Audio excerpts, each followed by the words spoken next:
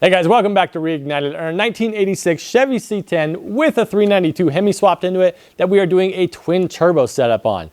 Now, if you haven't seen anything about this truck up to this point, here's a quick refresher.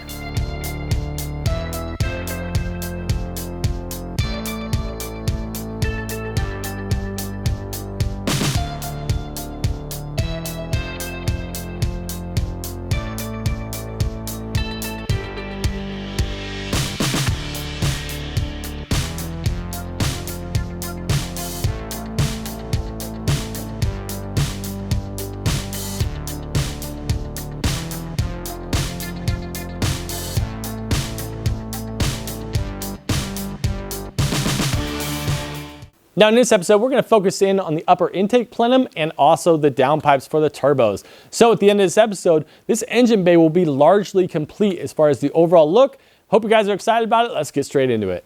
All right, what we're working on here, this is a lower intake manifold from a Whipple supercharger kit. Now this is a kit that I got used a while back, had a bad supercharger, but this is all still in great shape and I want to make use of this water to air intercooler.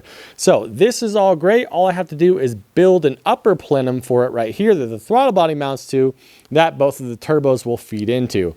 I will have to make a block off plate for the bypass valve here, but not a big deal. Now to make this plenum, I'll be using this Langmuir Systems Crossfire Pro CNC plasma table. This thing is amazing. I absolutely love it. We're going to throw some aluminum on here, get all of our pieces cut out, and then stick them together, see where we stand.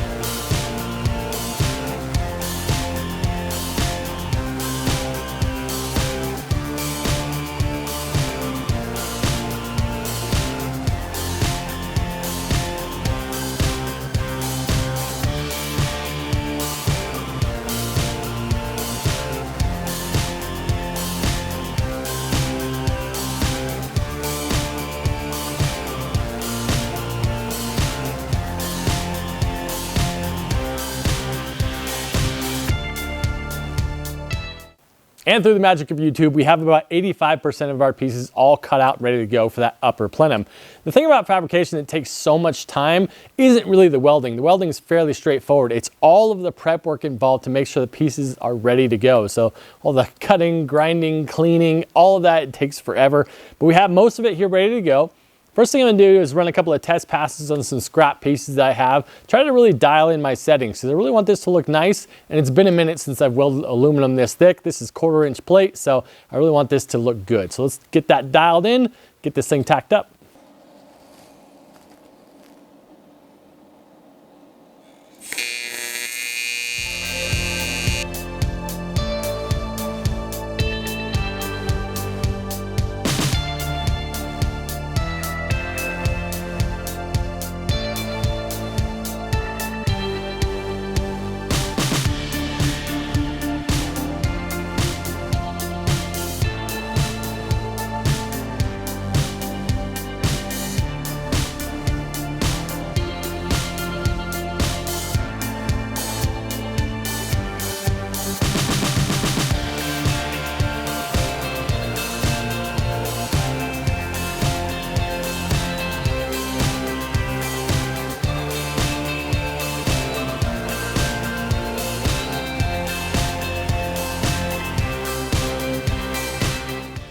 Gotta say, super happy with how this is coming together. I don't want to show you guys what exactly it looks like just yet. I have one last thing to do, and that's welding on this final plate right here. Now you might ask, we already have this plate, why are we adding this plate right here? Well, essentially this is going to act as a doubler because I'm going to drill these plates directly and tap them, and that's how the throttle body will attach.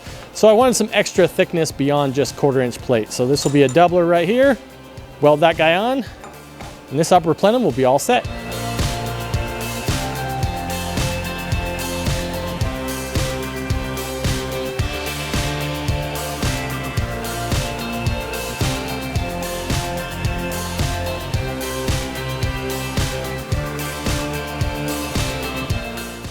Now, once we get these holes drilled and tapped for the throttle body, that's going to go right there. As you can see, not a ton of room for it to make this turn between the compressor outlet and the intake, but I think it's going to look really clean. Pipe coming from each side, sharp turn into the intake. It's going to look really good. Man, I think that looks absolutely incredible. We got the throttle body mounted on there. Now you can see kind of a clear example here of what that's going to look like. Man, I just love fabrication. So cool to take something from just a flat piece of metal and turn it into an actual functional thing. It's my favorite thing to do. And I just think that looks awesome. So now we're gonna work on actually making these intake pipes right here that go into the throttle body. Hopefully we can make that as clean as possible. First step in the process here, I need to make a joiner where they actually come together into one. So I'm going to be taking this 180-degree bend here, gonna cut it right down the center, and then we'll go ahead and splice it to where we make a nice coupler. And then we'll have one of each of these pipes on the outside edge here to connect it to the turbos. Hopefully it's going to be just that simple.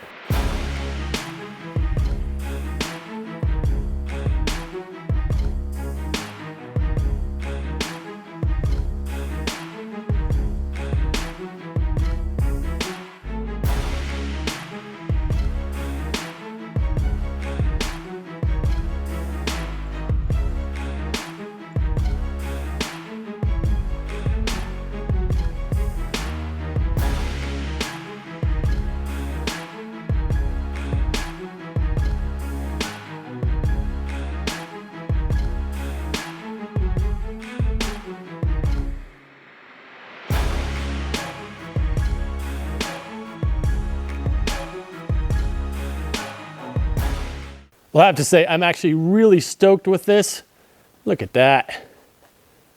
Super simple, which is exactly what I was after, but it really complements the look of the rest of the kit. So yeah, very, very stoked on that. Next thing I need to do is I need to add the blow-off valve. And unfortunately, this design doesn't leave a ton of room for me to mount the blow-off valve. I can't go up with it because it'll interfere with the hood.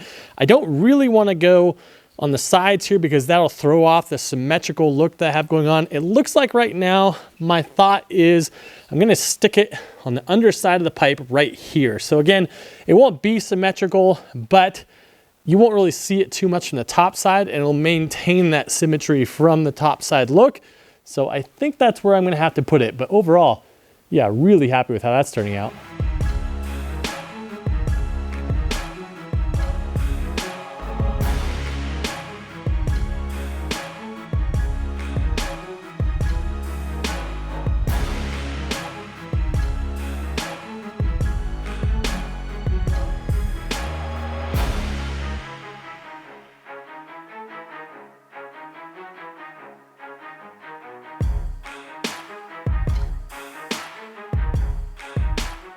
I've got to say, this is one of my favorite intake pipes that I've ever created, just because of how simple of a design it is. So clean. Got that blow-off valve flange welded on, got the hole all cut out and cleaned up, so it's ready to put the blow-off valve back on, put this thing back on the truck and see how it looks. Man, I'm really happy with this, with the blow-off valve located right there. I don't think it throws off the overall look of the kit at all. Keeps it clean here. Man. That is just cool, man. I am really, really happy with that. I can't wait until I get the turbo downpipes in there to really complete the look of this engine bay. There'll be a few more things that get put in here, but overall, I think that's just gonna make it look super cool. I'm very happy with how symmetrical it looks right now. For our next phase, we're gonna go ahead and install our twin wastegates. Now, I thought I'd take this opportunity for a quick educational break here, because when you're talking about turbo systems and you're somewhat new to them, and you hear about the terms wastegates and blow-off valves, the description of what they do does sound somewhat similar, so it can be very easy to get them confused. I know I did a long time ago. So I wanted to go ahead and clarify it for you guys, because they do actually perform very different functions. So let's go check that out. So in order to understand what a wastegate is doing, let's talk about real quick how a turbocharger operates. So you have two different sides of the turbo. You have the turbine housing, which is the hot side, and you have the compressor side, which is the cold side. On the turbine side, you have exhaust pressure coming from the engine that's actually spinning that turbine wheel, which is connected by a shaft to the compressor wheel. So therefore, the more exhaust pressure we get into that turbine housing, the faster this thing is going to spin, and the more the compressor wheel is going to spin and generate more boost. Well, that does mean that there's a problem there, because as RPM increases with the engine, so does the boost, and that will just continue on a straight line. However, that's not what we want. We obviously want to be able to control that boost at a certain level. We want it to come up to the boost level we want and then taper off after that time. That's where the wastegate comes in. It's essentially a valve that opens up and allows some of that exhaust pressure to bypass the turbocharger entirely. Now, it's a controlled leak, which essentially means that we'll allow the turbo to reach a certain point and then just stay steady after that. That's the entire point of a wastegate. Now, the blow-off valve serves an entirely different function. Remember that the wastegates are operating on the hot side of the turbo. They're on the exhaust manifolds themselves. However, the blow-off valve is on the cold side of the turbo system. And what's happening here is that your turbos are generating a ton of boost. And as long as that throttle blade is open and the engine is ingesting all of that boost, it's perfectly fine. There's no issue there. However, what happens when all of a sudden you just let off the throttle and that throttle blade closes? Well, the turbos still are generating boost for a certain period of time, and they already have some boost pressure in there. So if you slam the throttle blade shut and they're still trying to cram that boost in, where does that boost go? Well, many times it's going to try to revert back through the piping into the compressor housing and could potentially damage the turbos themselves. You'll notice people who don't have a blow-off valve that get that really strong turbo flutter noise when they let off the gas.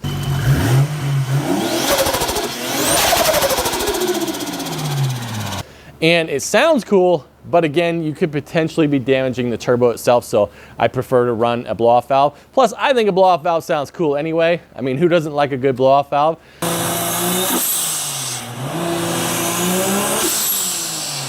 So essentially, that's what the blow-off valve is doing. As soon as that throttle blade slams shut, you have vacuum in the engine here, and that actually opens this valve and allows that boost pressure inside these pipes to vent to the atmosphere. So, very different purposes between a wastegate and a blow-off valve. Okay, now that we know the differences between wastegates and blow-off valves, let's go ahead and look at where we want to get these wastegates mounted on the truck. Let's talk about something called wastegate priority real quick. Because we are using the wastegates as a controlled exhaust leak to control that boost level, we need to mount the wastegates in such a way that the exhaust pressure wants to naturally go out the wastegate when that valve is open. I've seen some really terribly designed turbo systems throughout the years, I'm sure you guys have too, where the wastegate is mounted in such a way that it's completely not in line with those exhaust pulses. And therefore, even if that valve is wide open, the exhaust doesn't really want to go out it. So therefore, that's when you end up with a situation called boost creep, and you get this runaway boost level that you can't actually control no matter how much electronic wizardry you do. So wastegate priority is very critical, and it's something we need to think about when we're installing these. Now, with all that being said, there always is going to be limitations on what you can and can't do. A lot of times it is space related. So in this case, I think this is where I'm going to be putting the wastegates on either side here. I would have preferred to have it directly on the angle itself, but space limitations are what they are. I really think that this is going to be just fine because we have such a large collector area right here coming right up that I think it's still going to be plenty effective in that case right there. Plus, I do think it looks pretty cool. It's going to have one on each side here. So let's go ahead and get these things all tacked into place.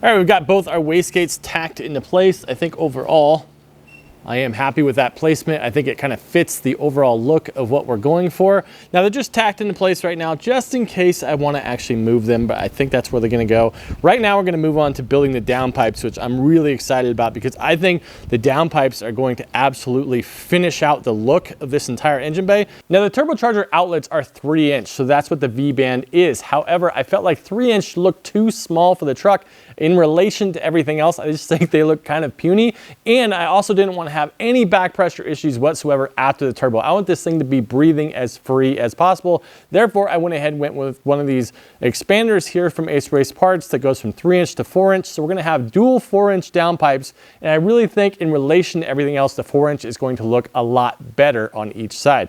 So let's go ahead and get this put on the turbo and start mocking up the rest of that downpipe. All right, this is the scary bit. We're going to drill a 5-inch hole right here in the fender. Pretty sure I got it where I want it. I've already drilled the pilot hole here, so nothing else I can do besides cut it. So let's go ahead and drill this hole. I'm gonna put like a beauty trim ring around it here after it's all done, kind of finish it off a little bit, but the exhaust will be coming right out here. We're gonna angle it up just a little bit, just so that way when you're going through like gravel and stuff like that, it's not just pumping dust everywhere. Especially on the Redwood Rally, the Medford Raceway, the pits are just dirt, and when cars are driving through the pits with headers and stuff.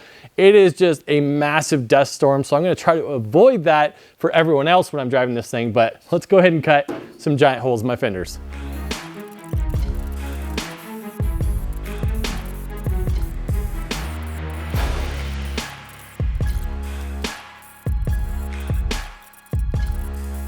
Well, it kind of grabbed just a little bit right there at the end, but not bad. I can totally clean that up, so that's not going to be a problem. We're okay. Okay, we're making some progress here. Went ahead and got this thing twisted down. Now, I need to tuck this thing as tightly as I possibly can back here and then out through the fender. We need to make as much clearance as possible for the tire, especially when it's at full compression, so under bumps and stuff, it won't hit it. I think one of the side benefits of doing it this way is that with the downpipe coming down right close here next to the turbo manifold, I can build a simple brace off of both of these to kind of tie them together, which you can do because these are both moving with the engine as one. So when the whole thing rocks, they'll rock together. So I don't have to have any kind of flex joint there. This will serve as a support for both of these. I think that's awesome. Really excited about that. Let's go ahead and keep going with this process. Okay, some good progress made here. You can see it comes down, tucks right back up against the cab itself, and then out through the fender here. Now, currently I have it kind of a bullhorn style, just a little bit elevated here. I didn't want it totally flat. I didn't want it pointing up at the passenger window there. I don't know that I currently love it. I don't know. It's a little plain, and I also think it's gonna throw a ton of soot down the vehicle, so I don't know if I particularly love that. I still want it to come out the fender like that, but I'm just not sure about this elbow right on the end here. I might cut this so that's more of a 45 instead of a 90. I don't know. And then also too, I need to see if I can actually get this thing out of here. Currently, with the way this is constructed, I kind of feel like it'll have to snake its way all the way out the fender. I don't think I can twist it enough to get it up out the top. So certainly not ideal in that front. Let's go ahead and try to get this thing out of here, see what we can do. And this is exactly why you tack things in place, because I cannot actually get this thing out of here in one piece. Now, I can always split this thing and add a little V-band clamp in here, which I may yet do, but honestly, I really just wanted to see if I could do it all in one piece. I think I'm going to go ahead and cut this guy down into a 45 instead of a full 90 and see if that's just enough to where I can snake it through. I think it will be enough, so let's give it a shot. Okay, that's much better. Went ahead and cut that down to a 45, and yes, I can actually remove it now. I think I'm happier with that because the angle, it's going to be shooting more away from the vehicle rather than into the vehicle, so happy with that. I think it looks pretty good in there. There we go. The only bummer part here is that we're not able to exactly mimic it here on the driver's side because of the steering shaft there. That's really going to get in the way. The actual shape of the fender liner itself is completely different for the driver's side as well. So it was never going to look exactly even, which does bother me. It's kind of a bummer. But, however, I'm going to do my best to get it similar shaped-ish to what this one has going on. And we'll final modify the fender liner as well and get that back into place, make sure that fits, but then we'll weld up this whole side solid. All right, we've got this driver's side all set up here. Like I said, a little tighter here where the steering shaft goes, but essentially the same layout as on the passenger side, right out the fender. Really happy with the overall look there. However, before we actually weld all of this up, there's one more mod we got to make for the top side. Now, if you guys remember the build materials I started with, I have these vibrant 5-inch long, 4-inch diameter mufflers. They're race mufflers that I really don't think are going to muffle much of anything. There's not really a whole lot of packing material in here. I'm not looking for it to quiet down the noise at all. What I'm looking for is a change in tone, because I don't particularly enjoy an open header vehicle or even one running through a turbo. I just don't think they sound amazing. I'm hopeful that these mufflers here can change the tone enough to make it sound pretty good. We're gonna find out on that. I did kind of forget to mock them up in here. I meant to do that, but kind of forgot I had them. So we're gonna do it now, and I think they're going to go great here, right just behind the turbo itself in this flat section here. And I think it'll bring something a bit more visually interesting to these downpipes as well.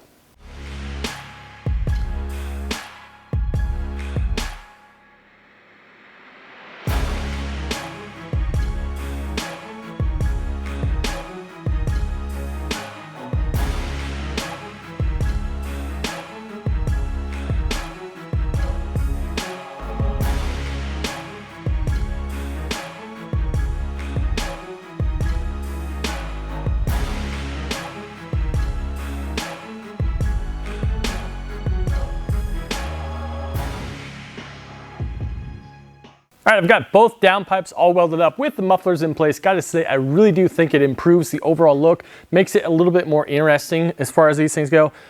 That is a lot of welding. I just did some quick math here based on how much I did and how many seams there are and how much circumference. Essentially, I welded just shy of 23 feet of TIG welding. So a lot of seams, a lot of welding, but I'm really glad to have that together now.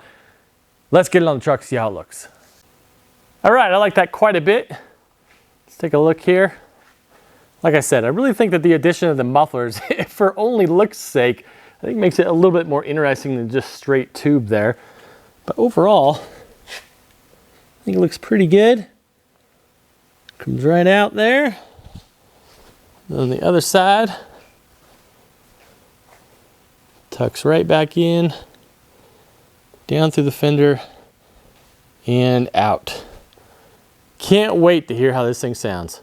And that's going to be it for this particular episode. We are 99% done with this turbo system. The only thing left to do is build our wastegate dump tubes and build the braces for the downpipes to the turbo manifolds. But I have just flat ran out of time, so this is as far as we're going to get. I gotta say, this thing is really turning out exactly as I had hoped, but I want to know your guys' opinion on it. Put that down in the comments below. What do you think of how this is coming together so far? And what do you think there's anything different I should have done along the way? We'll see you guys next time on Reignited.